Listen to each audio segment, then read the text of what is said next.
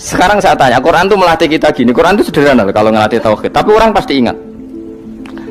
Kata Allah gini, nggak apa-apa, saya tidak Tuhan, nggak apa-apa, kamu yang Tuhan. Tapi buktikan kalau kamu Tuhan. Caranya gini, am khalaqus samawati wal ardo. Ya nggak apa-apa, kamu yang Tuhan nggak apa-apa. Tapi buktikan kalau kamu menciptakan langit, bumi. Mereka pasti ikrar. Ya tidak mungkin saya menciptakan bumi. Saya lahir sudah ada bumi. Yesus lahir sudah ada bumi. Nggak mungkin Tuhan. Terus Tuhan membuat pertanyaan kedua, am khuliqu min ghairi syai'in. Ya sudah. Kalau saya tidak Tuhan, lalu nggak ada Tuhan, berarti alam raya ini tercipta oleh sesuatu yang nggak ada. Aneh nggak? Misalnya sebelum alam raya ini nggak ada Tuhan, berarti sebelum alam raya ini kan adanya nihilisme, sesuatu yang nggak ada. Kemudian sesuatu yang nggak ada ini menjadi penyebab sesuatu yang ada. Aneh nggak? Menurut saya aneh. Sesuatu yang nggak ada itu mestinya kan nggak bisa ngelabeti, nggak bisa berfungsi, nggak bisa ada gunanya. Oh jenenge ra ono iku ora marai apa? Ora ono kok dadi sebab. Sesuatu yang menjadi sebab itu yang wujud apa yang nggak ada?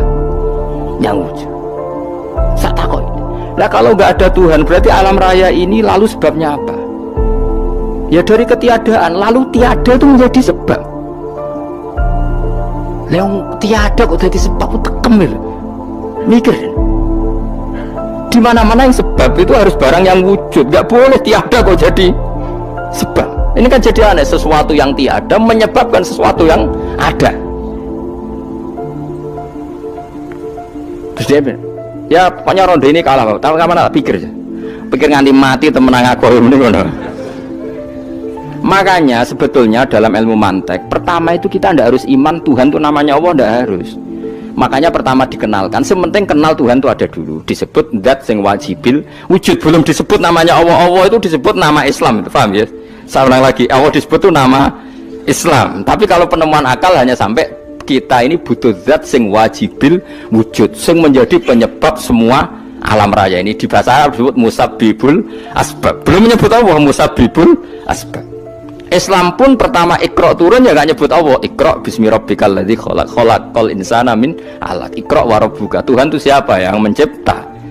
Nah, yang mencipta ini oleh syariat Islam disebut Allah. Tapi dalam logika yang penting kue kenal si ono musabbibil asbab. Pastikan bahwa alam raya ini yang wujud pasti disebabkan sesuatu yang ada. Nggak boleh barang wujud kok diciptakan oleh sesuatu yang tidak ada. Yang gendeng ora barbar barang ra ono mbok sifati al khaliq. Sing gawe langit bumi apa? Pencipta. Penciptane apa? Sesuatu yang tidak ada. Kowe ikhlas diutek ngono kowe ikhlas ta ora? Gak kowe ikhlas ta ora diutek ngono kowe ikhlas ta. Kowe gelem dadi bodho ngene. Gelem kan? Mboten. Nah, nikmat ngono jenenge nikmat batin. Mulane sing suweneng mek kalimat la ilaha illallah. Wes ana sing bid'ahnallah iku wong nganggur wis beno sauni-unine. Quran itu melatih logika sampai seperti itu. Am khalaqus samawati wal ard bal la yuqinu. Sampai terus diulang-ulang. Am khuliqu min ghairi syai'in. Kalau mereka merasa Tuhan enggak apa-apa, tapi buktikan mereka ini wujud sendiri tanpa sebab. Atau begini, kalau mereka tidak tahu sebab pencipta langit bumi, mereka sendiri suruh yakin kalau mereka adalah penciptanya. Amhumul khaliqun, nggak apa-apa. Ya tapi masih Abu Jahal gendeng lah, masih Abu Lahab ngawur lah, nak takoi. Ya wes pangeran kowe sing gawe langit bumi. Penggemarnya saja pasti tertawa. Mosok Abu Lahab darani pencipta langit bumi, wong lahir wening bumi. Tapi Quran oleh gojlok am khalaqus samawati wal ardo. Apakah mereka menciptakan langit bumi? Bala yuqinu, mereka pun tidak pernah yakin.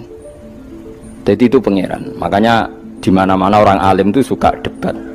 Karena pangeran sendiri kalau menjelaskan kebenaran seringnya juga nantang debat. Kata Allah, "Qul ara'aytum ma tad'una min dunillah aruni madza khalaqu minal ardi am lahum syirkun fis samawat." Enggak apa-apa mereka Tuhan kata Allah, tapi buktikan zaman langit diciptakan mereka memberi kontribusi apa? Apa urun bego, apa urun cagak, apa piye lah pas aku gawe langit iku dekne urun apa jare am lahum syirkun fis samawat. Misale urun apa lah? Urun tol, urun apa lah. Itu pangeran. Mereka kan pasti menjawab enggak. Terus itu nih kita bimbing qobliyada. Kalau kamu enggak percaya Quran sebagai kitab, enggak apa-apa. Tapi buktikan kamu punya kitab tandingan. Enggak, mereka enggak punya juga. Atau gini, enggak usah Quran, ke sakralan. Au atharatim min ilmin, atau kajian ilmiah yang membuktikan bahwa Yesus itu Tuhan, atau yang membuktikan bahwa berhala itu Tuhan. In kuntum shodiqin, enggak apa-apa kalau kamu benar, buktikan. Nah itu makanya semua nabi itu punya kecerdasan, karena tadi nabi kadung nantang itu nih kita bimbing qobliyada au atharatim min ilmin in kuntum shadiqin. Tapi sekarang orang alim soleh itu jarang. Yang ngono anggere wong soleh rapati ngalim, anggere sing alim biasanya rapati soleh. Lah kula termasuk rontok-rontok ya isih rontok soleh ya rontok, tapi lumayan masih menjaga hujjatullah tadi. Sebab itu ulama dulu mengajarkan Allah itu siapa? Disifati zat sing wajibil wujud. Karena alam ini kadung ada. Kalau alam ini kadung ada, pasti penyebabnya sesuatu yang wujud. Tapi kalau wujudnya mungkin, bahaya. Wong sing gawe wae wujude terima mungkin, bisa wujud bisa tidak. Makanya dipermanenkan yang gawe alam ini zat sing wajibil wujud. Sing wujudnya wajib. Wajib itu enggak bisa enggak, pasti wujud. Nah, terus kita kenal itu namanya khaliq, itu musabbibil asbab, itu khaliqul asya. Lalu oleh Islam zat yang demikian itu disebut Allah. Terus jadi la ilaha illallah. Nah, orang yang bertauhid gini tentu punya kenikmatan batin yang luar biasa. Sehingga saya bayangkan nanti mati yang ngono biasa wae kan. Gusti zaman kula teng donya ora melok ngatur oksigen, ngatur nyawa, apa mati ndak ra ngoten. Mulane jare Sidina Ali, jenengan jemben nak mati tambah pinter apa biasa? Ya biasa wae. Ning bumi yo ndelok kudrahe Allah, kok ning akhirat ndak ra padha wae ndelok kudrahe Allah. Mulane beliau masyhur guyonan beliau, lau kusifal ghata mastatu yaqinan. So ben aku nek mukasafah ning akhirat imanku yo ora tambah, ya biasa wae, standar-standar wae. Maksudnya kue ning dunia ujung-ujungnya paling pokok ya menyaksikan kudratullah. Sebenarnya akhirat ujung-ujungnya paling pokok ya delok kudratullah. Ning dunia saiki Allah ya matlubi sing kita cari. Sebenarnya akhirat ya Allah matlubi. Paham ya? Artinya hukum dunia dan akhirat itu sama. Kita di dunia golek ridane Allah, ning akhirat ya golek napa? Ridane Allah. Lah soal kecil itu, tapi ning akhirat tak masalah, Gus pun rokok ya masalah, diutang ditagih yo masalah, kere suwi ku yo masalah. Ya biasa jenenge makhluk anane masalah. Sing ora oleh di masalah ku pangeran. Pangeran duwe masalah. Biasa wae. Lah makanya kula suwun nggih aja geman gedeng ulama. BP ulama iku sing iso nerangno. Mulane ngendikane ulama-ulama iku kemampuan Quran wal kitabil mubin. Kitab sing mampu memberi penjelasan iku sing iso maris iku ulama. Coba sampean semenjak ngaji saya inilah contoh paling gampang. Sampai ngafalno la ilaha illallah itu kan kelihatan biasa. Biasa ambek ngantuk, kadang gremeng sing mimpin tahlil macam-macam lah. Pemene nak ora barbar semacam-macam. Oke lah itu kamu gedeng manusianya enggak apa-apa. Kadang memang kelo tenan. Memang kelo tenan dekne wong sering kula taklam, kula nak kiai lah, sering jejer kiai. Iso tahlil kan kula wani kok, iso tahlil sangone akeh sungkan cepet. Kowe goblok kemlen seneng sing iso bulbet nek mangkel wong sak menambane sing kesusu. Tapi nak sing mimpin kula tetep cepet. Sing udang lah masuk sangone akhirnya tetep cepet.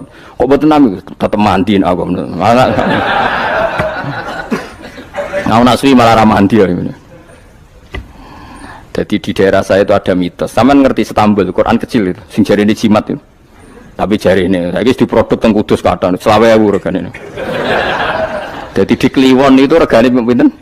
20.000 itu gawe koyo kuno ono kan. Tapi mau 20.000 ora sing asli. Nah itu sebetulnya yang asli itu hanya 5 atau 9 itu sing gawe niku jenenge Ki Sarbini yang terkenal jadul. Itu sing asli. Ya tapi anggere wong yang klaim asli ya karek maklare lah. Tapi jelas itu dicetak masal teng Kudus 20.000. Pasar Kliwon teng kathah lah teng putih-putih kathah. Oh. Wong kanca kula dagangan Istanbul nak kolak sak-sak. Sak-sak tenan niku. Tak takon pas. Tapi nak ngetul sitok-sitok, orang kerja agar wong tak kei ngono, kurang ajar tenan aja. Nah itu ceritanya itu dia tuh terkenal jaduk. Singkat cerita diundang tahlil orang mati. Ya kayak Pak Khalil Bangkalan kan orang-orang keramat bilang gini. Ya cung ya sing ngundang aku akeh cung ya bismillahirrahmanirrahim wis bapak-bapakmu di sepuro pangeran. Mulai. Yang punya rumah itu mangkelnya bukan main karena wis disembelihno sapi. Dikira kalau disembelihno sapi kan tahlile gayeng suwi. Lama-lama gremengnya tuan rumah ini si kiai tadi dengar. Terus balik nah, ya ngene cung. Kon buktekno nak tahlilku banding wek sapi ini. Kon ngetok wit klopo lho kon ngetok. Ketok kon gawe timbangan. Sing sitok kon nyancangi sapi urip ku wedi. Sing sitok kon ngosongno. Mengape digo apa?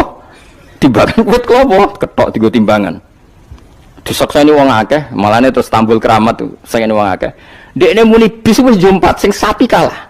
Lho bis tok jumpat mau bismillahirrahmanirrahim. Saking kerawate muni bis wis jumpat. Akhirnya mbah mun tas, mun tekap. Semenjak iku dekne anggere diundang tahlil bismillahirrahmanirrahim wis ra gremeng wis iku wis beda. Ayo ana wong keramat. Iku wong iku sing tinggi besar video sing gawe Istanbul. Ya anak putune kathah kula sing kendal nggih kathah sing nggih do rata-rata nggih penggemar kula sakniki. Tapi kula ra iso ke Istanbul. Kula ndonga mbek pangeran niku gadah keramat itu keramat terangno hujjatullah. Yaitu tadi logikanya Quran. Makanya sebetulnya Quran itu pertama ngajarkan kita, enggak apa-apa mereka ngaku Tuhan, tapi kita cek apa mereka menciptakan langit bumi. Ketika ditanya mereka bilang enggak juga. Ya sudah, berarti kita ada ini tanpa sebab. Am khuliqu min ghairi syai'in, kita diciptakan tanpa sebab. Aneh juga secara akal kan, masa kita yang ada disebabkan oleh sesuatu yang tidak ada. Akhirnya kita temukan penyebab itu bernama musabbibil asbab atau wajibil wujud. Lah yang itu oleh Islam disebut Allah. Kemudian itu jenenge, kalau kamu sudah sampai seperti itu berarti kamu punya nikmat zahiratan wa batinah. Hiya al-ma'rifah, kata Imam Suyuti, nikmat batinah itu ma'rifat. Nah, ma'rifat seperti ini yang ma'rifatul anbiya, ma'rifatul ulama, ma'rifatul auliya, ma'rifat yang la tuzalziluhul fitan, yang enggak mungkin diguncang oleh fitnah karena sudah permanen. Jadi disebut sibghatullah wa man ahsanu minallahi sibghah, sudah permanen, sudah menjadi sibghah. Nah ini insyaallah yang seperti ini yang tidak bisa diguncang oleh fitnah apapun. Ya kamu harus latihan, terus latihan. Akhirnya ya butuh pelatih. Nah, aku sing nglatih kowe iku mok saulan pisan. Setan kompetitore awor kowe terus. Lah iku masalahe. Pelatih arang-arang setane. Nah, iku ora roh, nah iku sekolah ra melo-melo nah niku. Karena dunya ben seru kan mesti ana pelatih, ana pengganggu.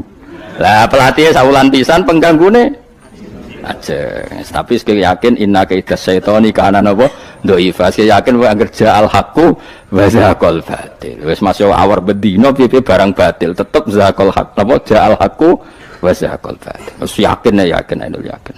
Lan kok kandhani setan. Wis ki awar aku telus gak ngarah iso ngalahno barang hak. Kandhani ngono. Kok setan wis ra ngandel. Ya kok setan napa kandhani. Jadi sebetulnya ini pentingnya ulama. Jadi jangan kira tradisi ulama itu kayak dibayangkan para peneliti. Peneliti rata-rata orang kampus. Kadang-kadang penelitinya ndak ulama. Raro rasanya jadi ulama. Sebenarnya kalau di kalangan ulama biasa. Misalnya Said Abdul Haddad itu termasuk Qutbul Irsyad. Beliau biasa saja baca kitab Ibnul Qayyim. Padahal muridnya Ibnu Taimiyah. Dulu ulama itu ya biasa saja. Saya ya berkali-kali tidak kunut, tapi bukan karena apa-apa. Ya Abu Hanifah ya nggak kunut, ya biasa saja. Mertua mbahnya istri saya itu, keluarga sebelah kiri itu kalau sholat kunut terus sampai kabundut. Ya biasa saja ada mazhabnya. Karena kunut nazilah itu karena ada masalah. Zaman akhir masalah, makanya beliau kunut. Terus nggak apa-apa, itu ya nggak masalah. Yang masalah aku ilmunya kurang terus kecangkeman itu masalah. Wes kena kurang paham. Saya pernah ya ngaji begini di mana-mana ya. Dulu saya masih ingat sholat jenazah itu pasti di depan. Terus kita sama lihat nanti di kitab Mahali. Kenapa sholat jenazah harus di depan? Ya karena memang mulai dulu yang namanya sholat jenazah itu di depan, mayitnya di depan. Tapi mulai dulu zaman Imam Nawawi yang terkenal yang ngarang kitab Majmu', ngarang Minhajul Thalibin itu bilang sebetulnya ada kaul yang mengatakan jenazah itu boleh di belakang. Piye-piye gak imam. Kok wajib kok ngarep bangun imam tapi masuk akal ora? Masuk akal, tapi aja praktek. Ya mau kowe ngomong masuk akal, tapi masuk akal ora imam kok wajib kok ngarep. Coba alasannya apa? Kok iso wajib udah kok ngarep ora? Nah, sekarang terbukti ke Fuad di Arab Saudi. Di Arab Saudi era dulu itu setiap jenazah itu kalau sholat diletakkan di depan, dekat Ka'bah. Singkat cerita tahun 84 atau berapa, ternyata itu senjata laras panjang. Jadi senjata laras panjang dibungkus pura-pura apa? Jenazah. Setelah di depan ternyata senjata, terus dipakai pembantian. Tapi ya akhirnya enggak banyak korbannya, memang dilindungi Allah. Semenjak itu trauma. Sekarang itu sampean kalau sekarang haji atau umroh kan tiap ba'dal maktubah kan ada sholat jenazah. Itu jenazahnya di kamar jenazah, enggak di depan. Artinya kan di belakang musolli apa? di belakang yang sholat. Nah ini alhamdulillah itu zaman Imam Nawawi termasuk sudah mendiskusikan itu, ada kemungkinan yang kita sholat itu di belakang kita. Nah, kalau di Arab Saudi semuanya dipaksa di depan, wong kaji rasido kaji. Semati wakil mendak kok ngarep. Gak sido tawaf wong. Kebeken jenazah. Lah wong Indonesia tok nak kaji mati piro saja. Kabeh ditakok ngarep. Ini pentingnya ulama. Dulu biasa ulama meskipun kita di Indonesia ra pro maratekno ngono, kita taqabbal wa minna minkum taqabbal. Loh, karena saya pernah ngalami di kampung saya itu kan biasa kalau mayat itu kan ndase enggak lor, sikile ning kidul. Madhep kiblat. Mbaya gitulah orang madhep kiblat, pokoknya sirahe ning lor, sikile nang kidul. Oh itu sudah berpuluh-puluh tahun, mungkin ratusan tahun sudah. Kemudian lala itu ada keadaan satu tamu itu berkeyakinan sirahe ning kidul. Di sini kan ada madzhab sebagian sirahe ning kidul, sikile ning lor. Kebetulan tamu itu keluargane. Akhirnya walhasil yuk mindah, yuk muter. Lah tonggo-tonggo kan mudine barang rawani. Serawani. Terus takok aku, Gus ini cara jenengan sepunti. Ya nanti baca pun kon muter dhewe. Wong iki nekat ngamuk, wis ngamuk. Sesuai jare wong-wong. Ya pokoknya keputusan tertinggi ning Gus Bak dawuhe piye jare mudine. Tak omongi ngene wae. Kula niku sinau fikih wis suwe, cek ndas ning lor, cek ning kidul. Mayit ning guri wae kula roh kaule, pemene sampean puter mun puter. Tenang mawon ta mrene. Kula niku sinau fikih mun suwe, menawa sirah ning lor apa kidul. Mayite nggo guri kon kula roh kaule. Sagere mikir, iku Gus Bak masuk terus mikir. Ya pun Gus mun salat-salat. Jadi artinya kalau dalam khazanah Islam itu banyak sekali. Karena fikih itu masalah furu'iyah, nggih masalah apa? Kamu gak yang kuwi iso kudu iso tenan iki tentang kalimat dalil tadi kudu iso tenan ra oleh anu, tapi ngono-ngono iku gampang. Saiki salat ghaib misalnya. Misalnya kemarin Pak Hasyim Muzadi wafat. Orangnya wafatnya di Malang. Malang wetane Jogja misalnya. Oleh gak wong Jogja salat ghaib? Oleh kan, padahal mayite kok guri. Ngono terus sesuk fatwa anak mayit kudu kok ngarep. Yang di timurnya Malang boleh sholat ghaib, yang baratnya nggak boleh karena lungkuri mayit. Gendeng aja. Ibu ora usah ngono, ngaji ku sing khatam, nek khatam ora usah kecangkeman. Mana dalilnya? Ora lo maca kitab kok kon ero. Kadang kula tak tamani, Gus dalilnya mana? Kowe ngajak bantah apa takok? Nak ngajak bantah-bantahan ora level kowe ora roh kok ngajak bantah sing roh. Lu dene sik takok dalilnya mana? Lu bantah-bantahan kok takok. Bantah-bantahan itu mestinya ya khazanahnya banyak, referensinya. Bantah-bantahan kok takok. Dalilnya napa Gus? Lah ya kowe takok apa ngajak debat. Nak takok tak dudono, tapi kowe iku muridku ngomong takok. Lah nak debat ki aja takok, kitapem sak dus wae ku sak dus. Takok Gus takok. Iya takok. Sing apik ora usah kecangkeman menawa takok. Jadi kalau seperti itu gampang kalau furu'iyah tadi logikanya kan jenazah itu ndak imam. Kenapa sih wajib di depan wong ndak imam? Sehingga alasan di depan karena mulai dulu ulama kalau nggak ada kondisi yang luar biasa ya umumnya di depan ya kita ikut di depan. Lalu di depannya apa sirahe ning lor apa ning kidul ora tau nginceng ngono jawab ngono wis bungkusan. Wis apa? Bungkusan. Ya wis. Mulane wong ora usah kecangkeman. Nak nuruti eskal ku eskal. Misale ke salat saiki madhep kiblat. Tetep ukurane iku pas ngadeg. Lah nak sujud ya ki madhep ndi? Ayo tak takoki iki. Kowe nak salat kan madhep kiblat. Ya iku ora pas ngadeg. Jadi pas sujud. Yo wong umume wong madhep kiblat iki tapi istilahnya ngono ya madhep kiblat. Ora kok kowe gak arah fikih ngene. Salat wajib madhep kiblat, nak ngadeg, nak rukuk madhep bumi, nak sujud ora ono fikih ngono iku. Wong kok eleh ngono, cangkem kok eleh ngono. Ya ora usah ngono, wong muni madhep kiblat ya muni madhep. Kowe ora usah kecangkeman gawe sarah. Madhep kiblat tu nak ngadeg, nak rukuk. Geneman ngono. Ngene sing apik, dadi ulama ku sing apik. Ilmune akeh tapi biasa wae. Enggak kula biasa mbek wong. Kula biasa. Kula nek jejeroken wong ora ngerti sing ulama endi ora. Lah wingi ki akad Khalil Habib Anis kula jak akad-akad mriku. Ya wong ora ro bedane ndi sing Gus Bayu kan padha wae. Tendangi wong wis padha wae. ulama ketara nang anak ngomong hukum lagi ketara. Malah kadang sing ra ulama lebih meyakinkan. Nah, tapi yang merengat-merengat kok koyo mikir hukum berat.